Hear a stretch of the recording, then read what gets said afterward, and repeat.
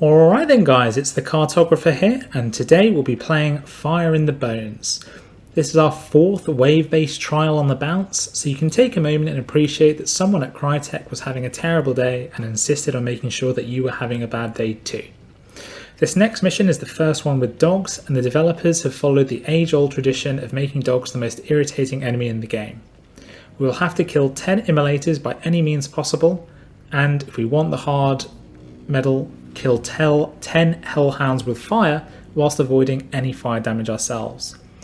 This one is a little bit tricky, but it does have some saving graces in that the Immolators have fixed spawn points and is one of the few challenges that actually does this, and we can take literally any other damage apart from fire damage, so we can be a bit relentless. Alright guys, no time like the present, let's get started.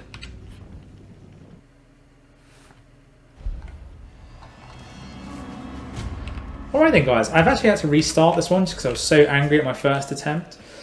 But regardless, you need to go about killing 10 Immolators. And the best way to do that is to pull out your knuckles and punch them 3 times in the face as a hard attack, not a light attack.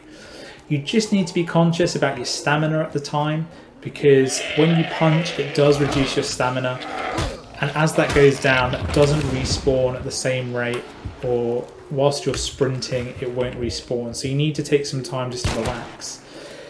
At the same time you'll have these dogs chasing you. These don't have a fixed spawn, they are a bit more random.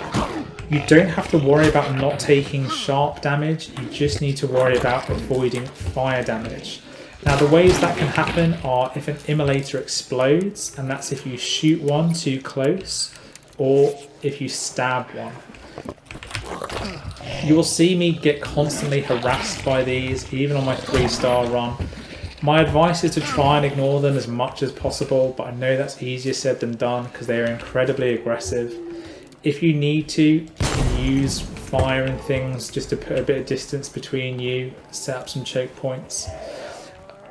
Take note of the way that I'm running around the compound, because like I said before, these Immolators all have a fixed way of running, or fixed way of spawning.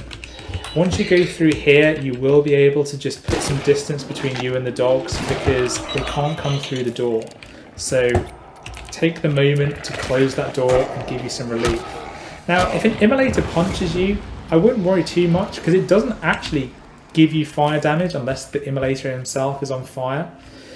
The one thing I would be careful of is just separate the Immolators from the dogs. If you're surrounded by dogs or if there's dogs nearby, just fucking get away from it.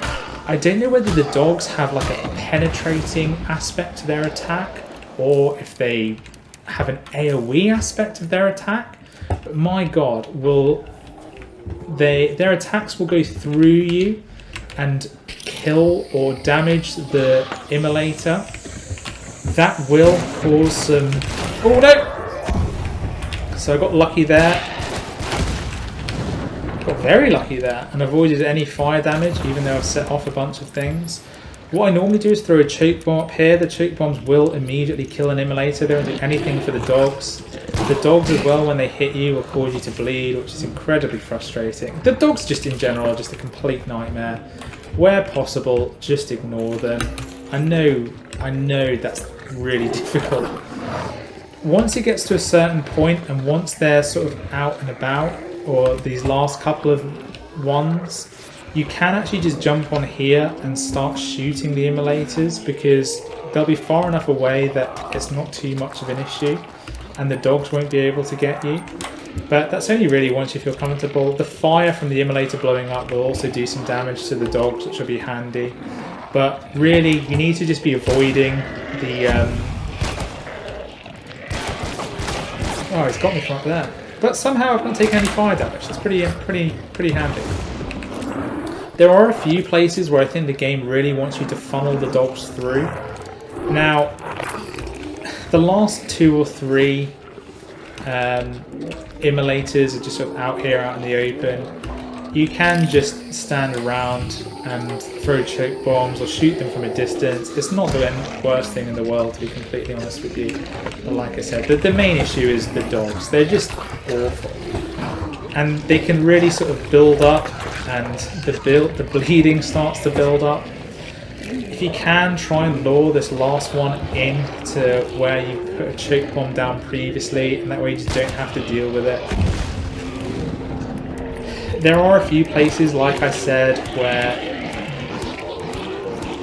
the dogs, or there are natural choke points. I'll show you a couple of the good ones in a second.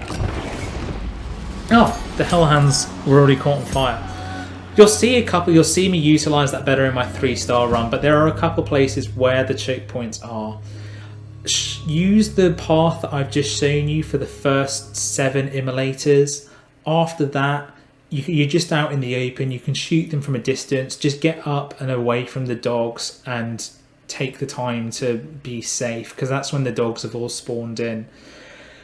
The hellhounds with fire thing, you'll usually do by accident, especially with the last 3 immolators. As long as you don't choke bomb one, you can normally bait them into setting fire to a few hounds.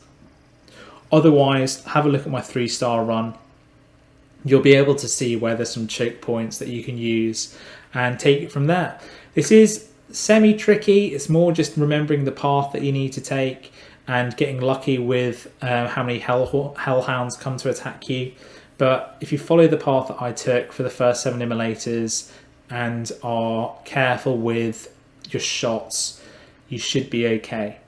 Alright then guys, catch you in the next video and hope you're well.